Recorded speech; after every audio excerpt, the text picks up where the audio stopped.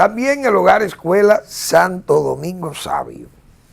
Espacio infinito para usted arrimar su caridad a ese espacio que regentan los salesianos para formar jóvenes en alto riesgo. Avenida Independencia, esquina Gregorio Luperón en Santo Domingo. Muy bien. Bueno, vamos a iniciar el programa con un servicio que da este programa ya los viernes y es sobre los precios de los combustibles que ha decidido el gobierno en esta semana. Pues el gobierno ha decidido que la FTUR, que es el combustible que usan los aviones, esos aviones que transportan pasajeros en grande, ese precio será de 283,85 el precio del galón y aumenta 14 pesos con 95 centavos. Se ve que esos combustibles especializados están caros, y es verdad, pero es que el petróleo está en más de $90. Ha subido el petróleo que nosotros consumimos. Más de 92, yo creo que debe estar más caro, porque cada día va subiendo, porque se incrementan las tensiones en el Golfo Pérsico, o en el Medio Oriente, porque vamos a hablar que es toda la zona. El querosene, 322,40, pero qué caro es el gas, ese gas querosene, subió 16 pesos el galón de querosene. La gasolina premium se queda igual, 338.10, la regular 302,50 el galón, el gasoil óptimo queda igual, 290,10, el regular 254,80, el GLP, que es el gas licuado de cocina y de transporte, porque hay que decirlo así, de transporte público y privado, 135,20 el galón. Ese es lo que se llama un subsidio a los que más pueden, porque ¿cuántos vehículos de alta cilindrada usan ese gas propano? ¿Cuántos vehículos de transportar pasajeros usan también el gas propano? Pero los dueños de vehículos alegan que los combustibles están muy caros y que ellos tienen que subir los pasajes. Y entonces, y el gobierno mantiene el mismo precio por años. Bien, el gas natural 43,97. El fuel oil, que es el de 1%, pero es el más fino o mejor refinado, 196,43, sube 8,55. Y el fuel oil normal o regular, 169,54, sube 7,74. Esos son los precios de los principales combustibles que se negocian en el país y que el gobierno no está dispuesto a como se dice, a subsidiar esos combustibles caros, como el Aftur y el querosene y el fuel oil, que subieron de precio. Y es muy lógico que pase eso. Bien, vamos a ver qué más tenemos. Bueno, hay una foto hoy muy emblemática, precisamente de un tema que tratamos aquí, que nosotros hemos saludado que la alcaldía tome, la del Distrito Nacional, tome medidas enérgicas, valientes, porque aquí hay un padre familismo que viene desde la época post-dictadura, que la gente muy pobre, muy humilde, se acostumbró a usar espacios públicos y privados sobre la base de que ellos no tienen dónde vivir, que vinieron del campo o nacieron en la capital, pero ellos no tienen dónde vivir. Y cualquier acera que se vea más o menos cómoda, ancha, ahí establezco mi lugar de trabajo o mi lugar de residencia.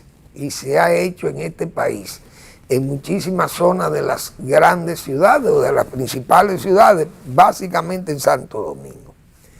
La alcaldía ha estado limpiando esos espacios y nosotros hemos saludado eso. Incluso ahí en La Obando limpiaron un área que estaba así mismo como está esa. Esa es la Horacio Blanco Fombona, que vi ahí en el periódico, esa foto, creo del Diario Libre, creo que esa foto del Diario Libre, que el periodista pues, y le pone un reto al ayuntamiento. ¿Será tan valiente la alcaldesa para ordenar el desalojo de esa acera en la Horacio Blanco Fombona?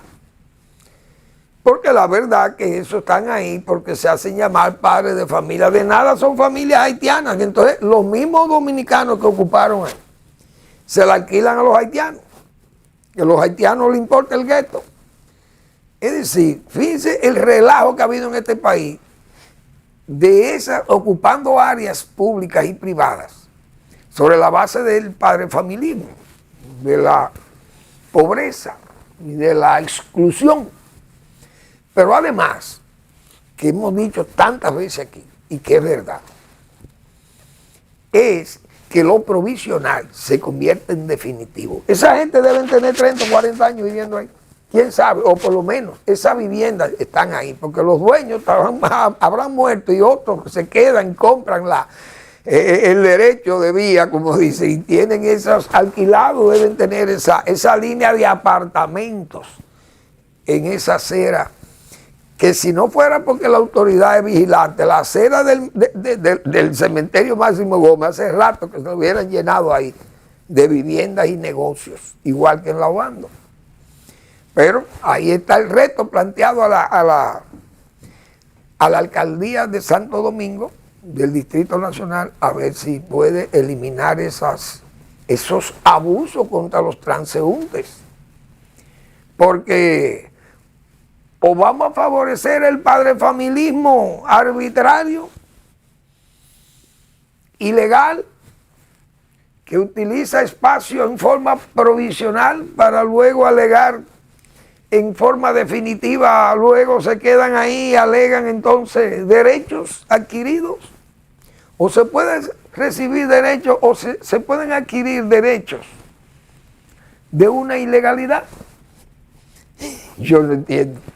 A menos que vayamos a la selva, donde, bueno, si usted va a competir con los animales, no hay método que usted, con animales salvajes, usted no tiene métodos educados para luchar con animales salvajes, o tampoco contra una dictadura, o un dictador. Usted tiene los métodos que sean, no hay ilegales para usted luchar contra una dictadura, como esa que vemos ahora de Nicaragua, señores. Pero ¿y este bagazo revolucionario? Porque eso es lo que se llama. Esa revolución de Nicaragua es lo que se llaman verdaderos bagazos revolucionarios. El pueblo dominicano debe estar alerta para darle apoyo a las autoridades nacionales, al gobierno dominicano. Le damos apoyo los dominicanos para hacerle saber a ese bagazo revolucionario que es el representante del Ortegato, Daniel Ortega, y su mujer, son dos bagazos de la revolución sandinista, dos bagazos, repito, que se han alzado se han alzado con el santo y la limona, porque tienen 20 años dirigiendo esta tribu de país, esta nación que uno pensaba que era una nación valiente, Nicaragua. Pero es una nación que los hombres guapos de Nicaragua hace años que desaparecieron. Bueno, con Sandino, que yo decía que el comandante Pastora, Edén Pastora, después terminó como un muñeco, como el malabarista de circo, que cuando se le cae un plato se le van todo al piso. El pobre Edén Pastora creo que murió, que en paz descanse. Pero Nicaragua es una vergüenza. Entonces nos dice a nosotros vasallos y no sé, como de actitudes vergonzantes.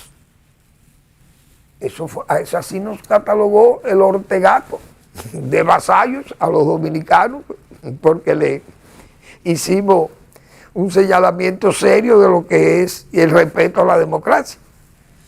Pero resulta que se lo hizo Brasil también, y para Brasil, callado. Porque por eso es que los comunistas, que son tan solidarios entre unos y otros, hay que combatirlos. Nosotros los demócratas tenemos que ser fieles a la democracia y tenemos que combatirlo con ideas. Y a veces tenemos que ofrecerle la cárcel porque actúan en forma ilegal, cometen imprudencias, cometen actos ilegales, de sabotaje o terrorista, y hay que someterlo a la acción de la justicia. Y si también combaten con sus guerrillas urbanas y aquellos comités de la revolución, pues también hay que combatirlo con balas. Porque lamentablemente el monopolio de la fuerza lo tienen los estados. No ningún grupo subversivo, por más patriota que quiera venderse. A menos que sea luchando, repito, contra una dictadura, que no hay método ilegal para luchar contra un dictador. Incluso el magnicidio. Incluso, repito, el magnicidio no es ilegal luchando contra un dictador. Como mañana los mocanos saben, o mañana no, el 26 de julio, que es el domingo, se cumplen 127 años del ajusticiamiento del dictador Ulises Heró, alias Lilis, y que vi un reportaje muy bonito también de Moca, de ese museo que guarda ese recuerdo patriótico, la memoria de esos eventos, de esos hechos, de ese entorno, diríamos, que vivía este país bajo esa dictadura de Heró, y como jóvenes valentísimos, entre ellos ese joven Jacobito de Lara, que todo el mundo bueno, el periódico hizo una reseña muy interesante también de su vida desorganizada, díscola y casi de demencia, porque él con 17 años fue el que le disparó primero a Heró y lo tumbó a balazo en el mismo negocio de su padre, que había sido un funcionario y compadre de Heró, funcionario importante de su gobierno, ministro de Hacienda de su gobierno también, don Jacobo de Lara, parece el padre de Jacobito de Lara. Y ese joven le disparó a Heró, lo hirió, Heró cayó, y parece que en ese accionar de su arma él tenía problemas en una mano que estaba lisiada de una puñalada que se fue a la puñalada y a lo tiro en Haití, como un tipo apellido Abad, yo creo que era. Fue un tipo apellido Abad, que ese tipo lo mandaron a matar a Heró, siendo Heró combatiente, cuando los 6 años de edad, porque es guapísimo, un hombre también heroico. Fue brutal, más luego, como dictador, pero fue heroico y fue un tipo que contribuyó a las causas, a la buena causa del país, la restauración de la República. Heró se dañó después. Y el mando, el poder que daña a la gente. Y ese Abad fue a matarlo. Y Heró se cubrió ahí en una hamaca donde dormía en Haití. Y parece que le hirieron en la mano, creo que fue ahí que perdió la movilidad de ese brazo, no sé. Pero entonces empuñó su arma desde el suelo, tiró en forma díscola y mató a un pordiosero, un hombre pobre de la zona, pero debajo de esa guásima donde cayó. Ahí vino y lo remató Moncácer. Le dio su balazo y luego también creo que, no recuerdo que otro fue de los conjurado que descargó también su pistola en Heró. Bueno, el asunto es que el 26 se cumple 127 años del ajusticiamiento del dictador Heró, ahí en Moca. También el 26 de julio, o es el 26 de julio, o el 25, yo creo que es el patrón Santiago. Santiago está de patronales, creo que el 25 o el 26, bueno, Santa Ana es el 26 de yo no sé si es de junio o de julio, yo no me acuerdo. Vamos a dejar eso tranquilo ahí, esos santos. Bueno, entonces vamos a ver qué otros datos tenemos aquí. Bueno, el gobierno ha sometido un decreto que uno como que yo no lo entiendo. Honestamente yo no entendí ese decreto para prohibir comprar productos terminados, materias primas de países donde se tolera el trabajo forzado. Pero eso como que yo no lo entiendo, a menos que sea una fórmula de fuerza contra productos de India o productos de China, donde hay trabajo forzado, que se sabe, y en África, que hay trabajo forzado, porque en esas minas de África, muchas veces explotadas por chinos e hindúes, sin embargo, esos productos los obtienen ellos bajo, como dice, a sangre y fuego en esas regiones africanas, usando a niños y ancianos y usando hombres y mujeres en forma violenta y de todo aquello. Prácticas verdaderamente extorsivas.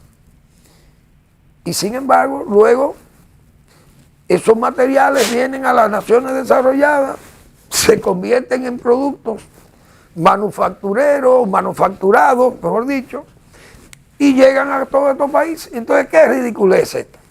Yo no sé para qué ese decreto, honestamente. Estados Unidos le puede lucir porque es un importador también grande, y Estados Unidos muchas veces lo ha usado, aquí mismo lo usó contra Central Romana hasta hace un año nomás, creo.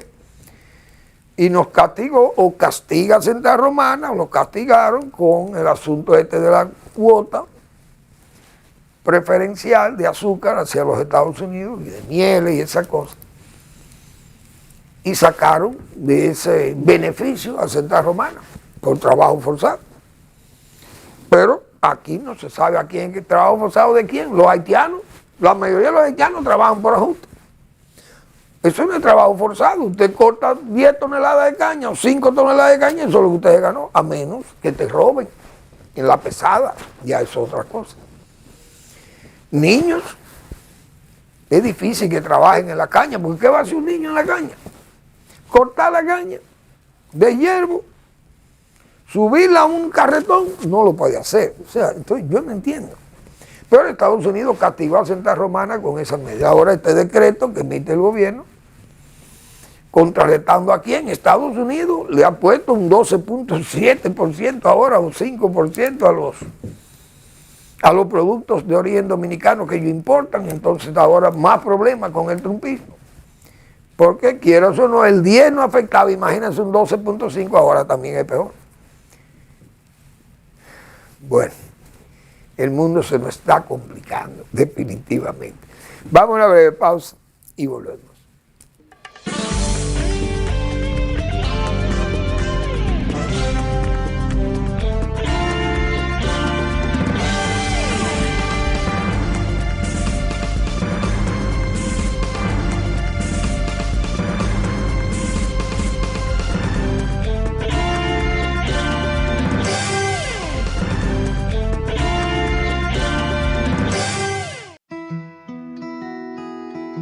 Si de algo saben las abejas, es de flores. Hay de todo tipo y para todos los momentos. Lo importante no es solo su color, tamaño o forma, sino lo que hace sentir cada una. Y para esos sentimientos trabajan. Igual que el Banco Central, que trabaja para hacer florecer la economía y que sientas estabilidad. Para ese sentimiento de tranquilidad, para ese sentimiento de crecimiento y desarrollo, para que la primavera llegue a todos los sectores y los planes de muchos den grandes frutos. Banco Central de la República Dominicana, 75 años trabajando por una estabilidad que se siente.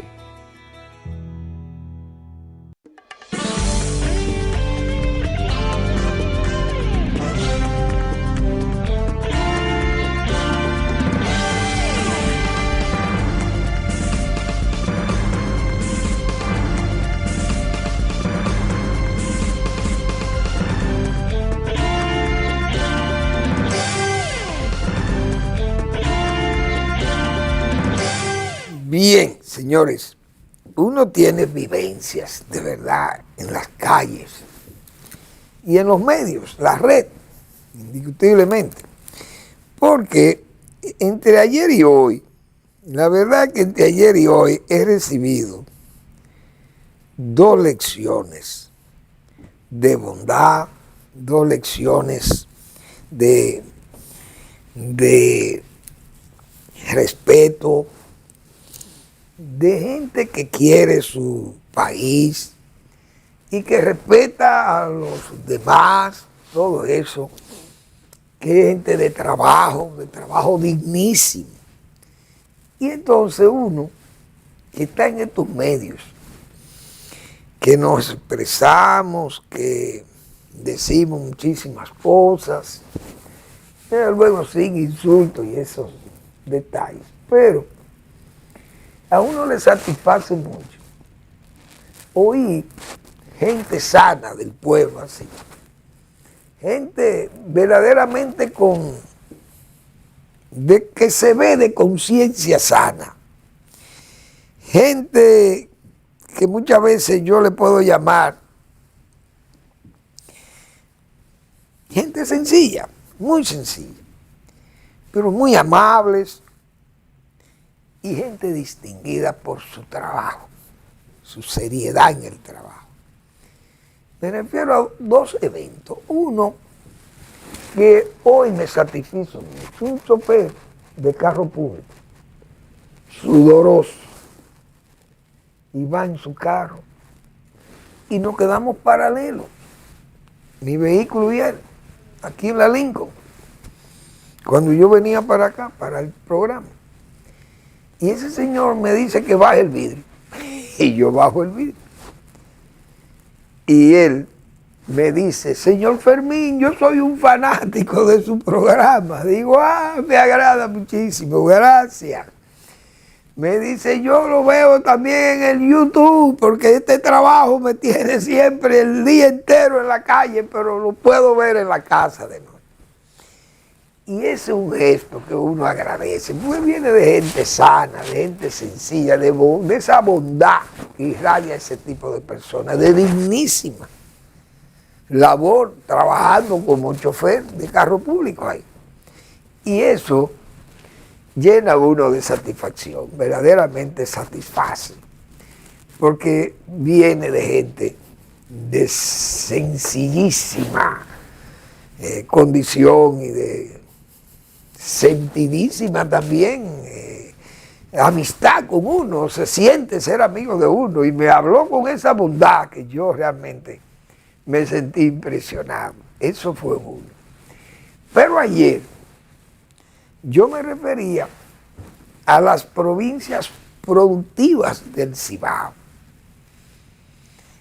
Y como este programa y el canal del Impacto tiene tan buen impacto en todo el territorio nacional, que hay que reconocer eso, y un canal que se ha ido consolidando, porque hay respeto. Y aquí no se viene, en este canal, aquí no se viene a insultar gente, aquí se viene a hablar, a plantear y lo que usted quiere, pero con respeto.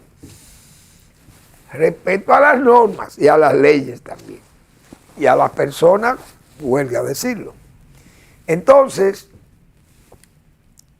ayer cuando yo me refería a esas provincias del Cibao, tan distintas a las provincias del sur, que están atrapadas, decía yo ayer, en estas condiciones de que los gobiernos como este, un gobierno que llega a tontas y a locas, un gobierno a tientas, sin planes, entonces no prioriza obras, como lo hemos visto aquí, haciendo muchísimas inversiones, 30.000 millones de dólares, ahí viene otro préstamo, 465 millones de dólares, pero ¿usted cree que es para terminar Monte Grande? No, porque si es para terminar Monte Grande, hay que terminar a Monte Grande, pero no, ¿qué le ponen a la coletilla?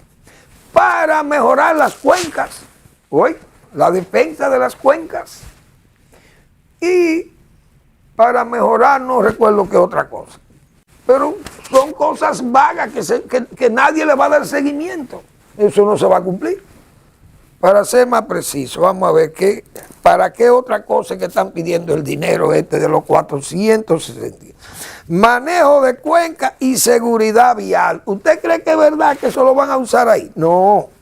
Eso dicen que lo van a usar ahí, pero ¿y quién le va a dar seguimiento a eso?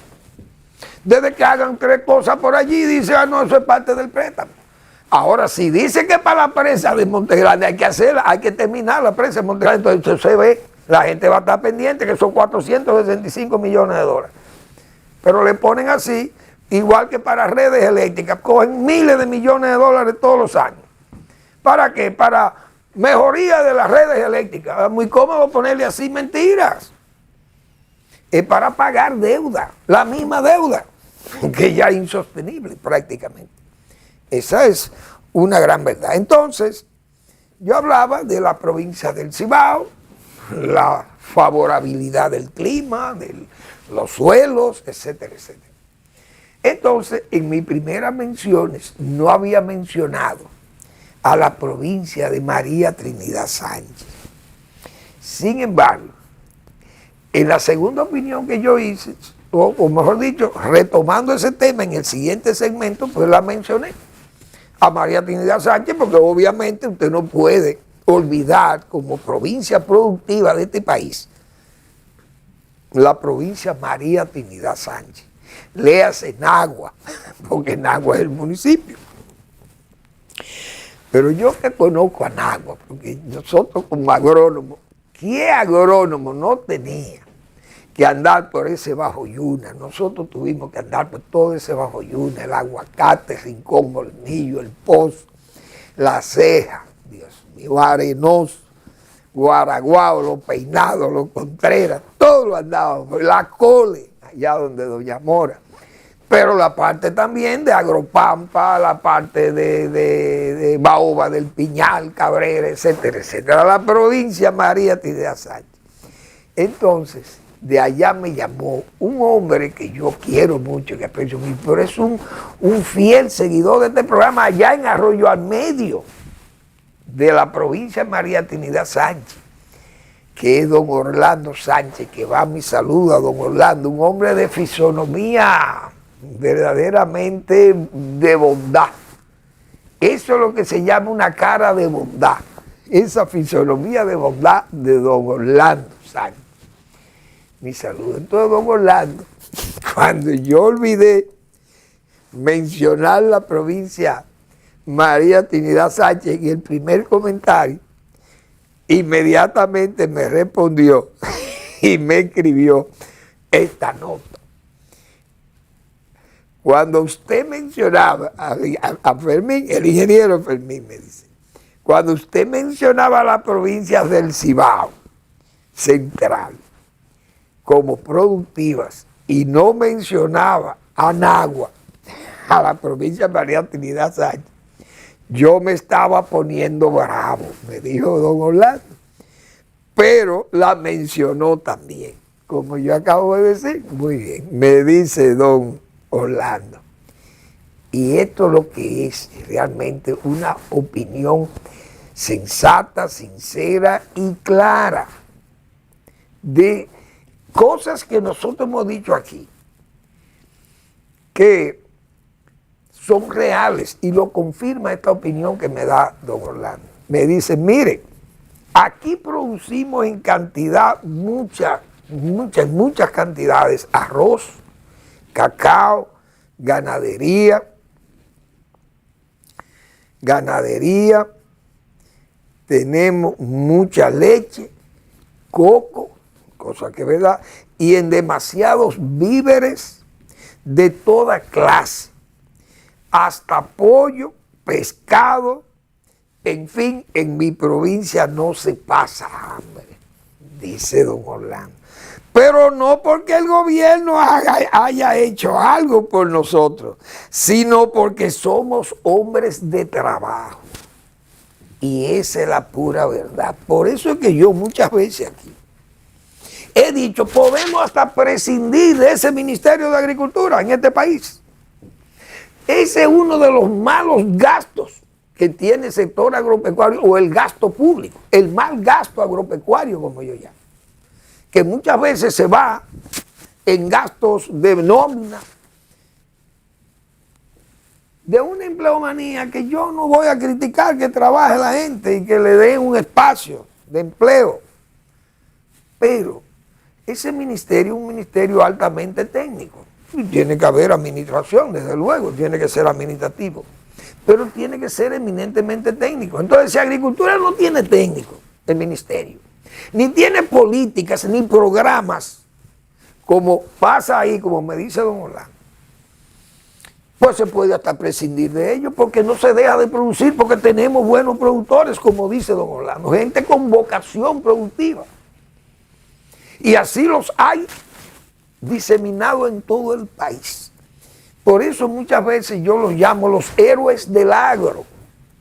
Gente que se ha fajado a trabajar aquí y no han necesitado, no porque ellos rechacen la tecnología, no, sino porque no le llega, ni le llega la extensión agropecuaria, léase los eventos nuevos tecnológicos, las nuevas tecnologías, si no la buscan ellos, como dicen,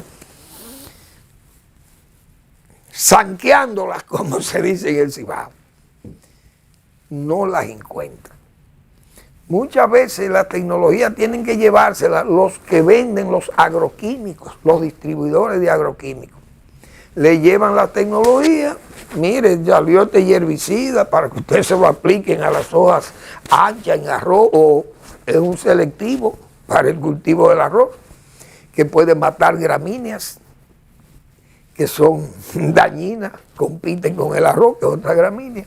Entonces le llevan la tecnología de ese herbicida y ellos están al día, porque el que vende los productos químicos tiene buena extensión, porque él promueve su producto. Y así, cuando los productores de arroz conocían el Stan F34, bueno, un herbicida para selectivo, etcétera, etcétera. Esas cosas le llegan por los distribuidores, pero no llegan por un servicio de extensión agropecuaria eficiente, efectivo, que haya en el Ministerio de Agricultura. Por eso he dicho, pueden prescindir, porque lo que dice don Orlando es que nosotros nos bajamos a trabajar aquí, pero no es que los gobiernos han hecho nada, somos nosotros mismos que nos bajamos a trabajar aquí. Y es verdad.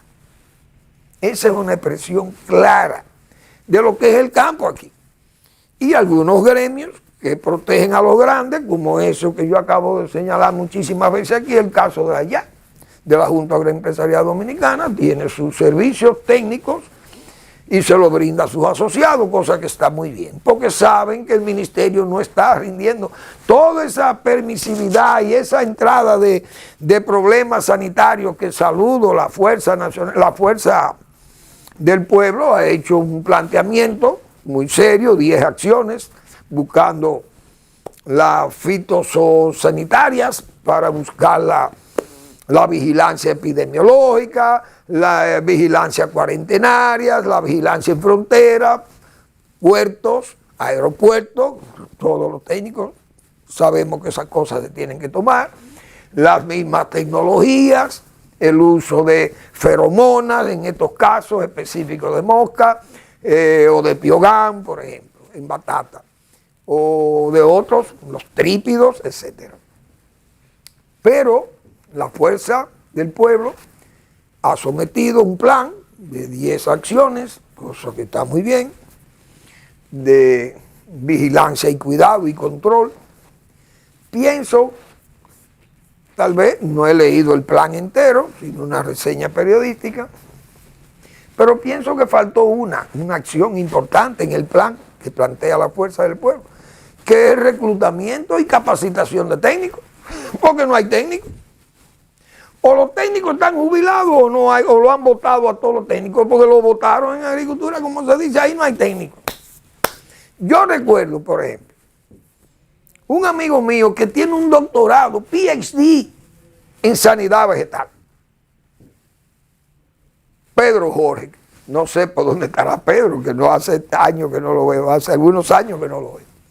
Pero Pedro Jorge, por ejemplo, y me permito citarlo con su anuencia, es un técnico de primer nivel de este país, con un doctorado en sanidad vegetal.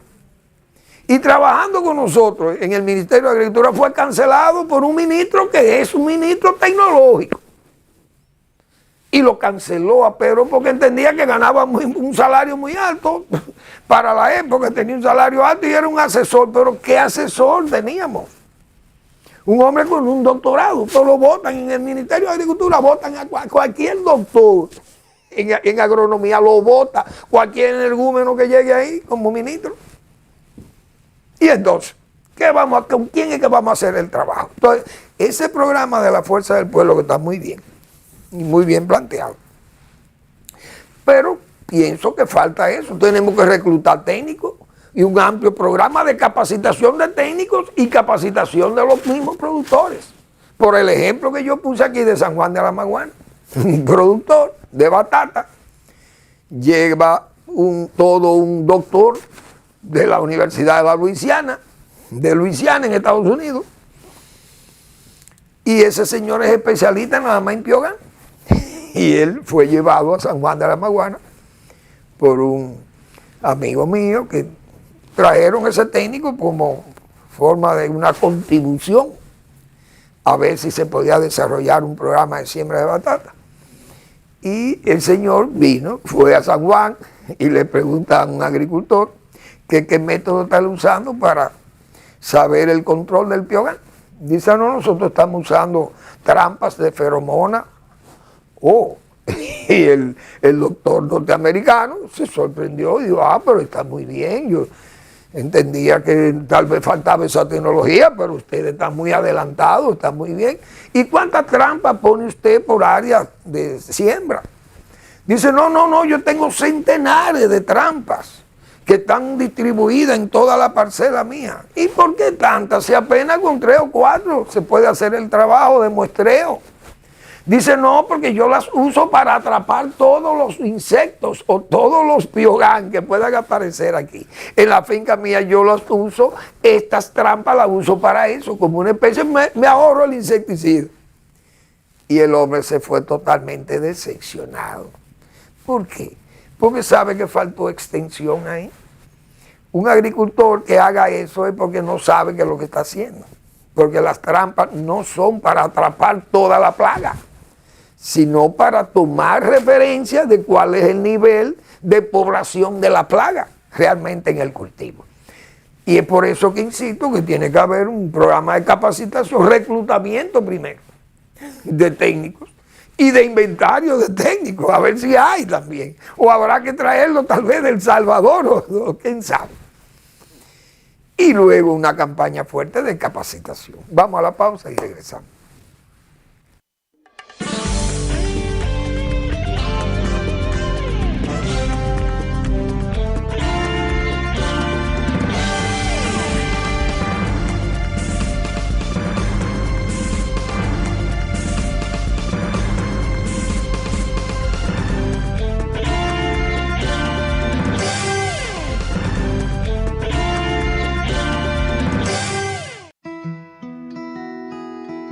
Si de algo saben las abejas, es de flores. Hay de todo tipo y para todos los momentos. Lo importante no es solo su color, tamaño o forma, sino lo que hace sentir cada una. Y para esos sentimientos trabajan. Igual que el Banco Central, que trabaja para hacer florecer la economía y que sientas estabilidad. Para ese sentimiento de tranquilidad, para ese sentimiento de crecimiento y desarrollo, para que la primavera llegue a todos los sectores y los planes de muchos den grandes frutos. Banco Central de la República Dominicana, 75 años trabajando por una estabilidad que se siente.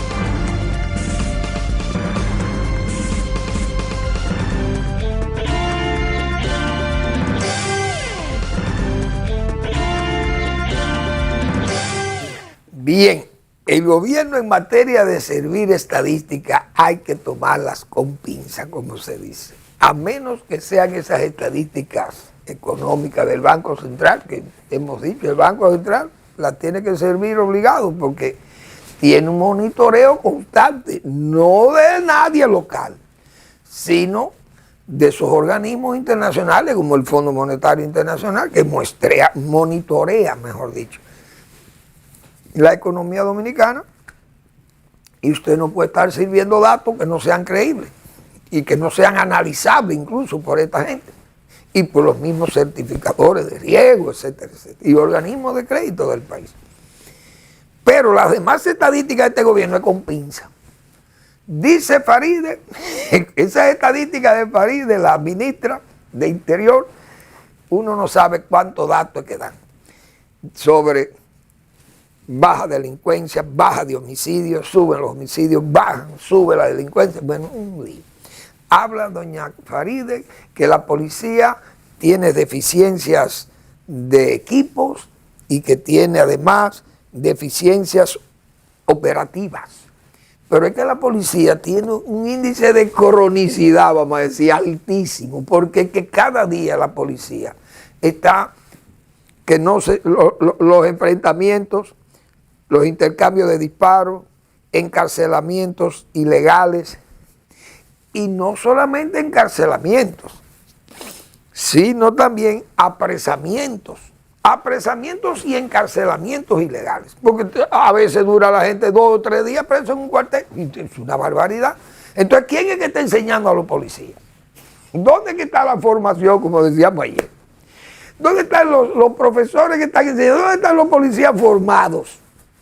Porque cuando uno sale de la universidad, los muchachos salimos ávidos, salíamos locos por comenzar a trabajar y comenzar a aplicar nuestras enseñanzas, lo que nos habían enseñado en la universidad. Y queríamos aplicarlo, salíamos ávidos de trabajar. Pero los policías que le están dando clases no lo sacan aparte. Bueno, entonces lo están guardando ¿para qué? ¿Para quién? Porque en los cuarteles tampoco respetan a la gente. Apresan y encarcelan en forma ilegal. Entonces, ¿dónde están los policías formados? Pero las estadísticas, ¿quién le cree unas estadísticas a un señor apellido Morris? Dice que 65% de enero a junio han bajado las muertes por accidentes. Y eso es una plaga, los accidentes. Pero son estadísticas que nadie las cree. Hasta la de David Collado la gente le pone dudas ya, porque son como tan repetitivas y como que confunden a uno. Son visitantes, son turistas, son cruceristas. ¿Qué es lo que son? La gente de David le pone a uno hasta ciertas dudas, es verdad. Pero las estadísticas de línea sección nadie las creía en obras públicas. Aquellas 600 obras, que hasta el presidente lo pusieron a decir eso en un 27 de febrero, en una rendición de cuentas, 600 obras, 56 en Nagua, 200 en Santiago, 24 en Bonao, 125 obras en La Vega, que cosas que pusieron al presidente a decir todas esas barbaridades, ¿dónde están las obras? Es decir, que la gente, esas cosas, ya las estadísticas del gobierno tienden a no creerlas. Parece que se han desacreditado por esos mismos números que son se vaporizan, como se dice, o sea, son números insostenibles. Por eso hasta lo de hambre cero lo ha tomado la gente hasta con cierta burla, lo toman lo de hambre cero, porque ¿a qué le llaman hambre también? Esa es otra que hay que definir, porque si yo quiero un filete de res y lo que me estoy comiendo es una pata de vaca, yo no estoy pasando hambre, porque lo que yo quiero comerme no me lo puedo comer. Y eso yo me acuerdo, a menos que hayan cambiado el término hambre. Pero hace un tiempo, bien atrás, que Naciones Unidas entendía que pasar hambre usted no comer lo que usted quiera, lo que apetezca. Es decir, que si mi apetito quiere filete de cerdo y lo que consigo es, filete de res, perdón, y lo que consigo es un pollo asado, estoy pasando hambre. Y usted sabe la hartura que usted se da con un pollo. Entonces esta estadística de hambre cero. Pero yo decía ayer que con el hambre cero se quería destacar que tenemos un sistema productivo agropecuario excelente. Y entonces decíamos, pero ¿cómo es posible? Presidente, mire el crecimiento de la agropecuaria a 1 punto y algo. En un crecimiento progresivo y tan alto como el que ha tenido la economía, de más de un 6 puntos a 6.7, 6.4 y 6.5% creciendo la economía. 3 veces más que lo que creció el año pasado. Sin embargo, la agropecuaria rezagada en 1 punto y algo. Que le he dicho aquí que ese crecimiento lo genera más el área pecuaria que el área agrícola. Entonces tenemos que preocuparnos que el hambre cero no es tal vez por la producción agropecuaria que tenemos, sino por las grandes importaciones que tenemos que hacer para cubrir la demanda de todos esos alimentos. Y el hambre no está mirando si el producto es criollo o es importado, porque la gente, el que tiene hambre, lo que quiere comer. Eso es muy evidente, pienso yo. Bien, entonces, bueno, el CONET, señores, no el CONET, el metro, 14 incidentes en 19 meses.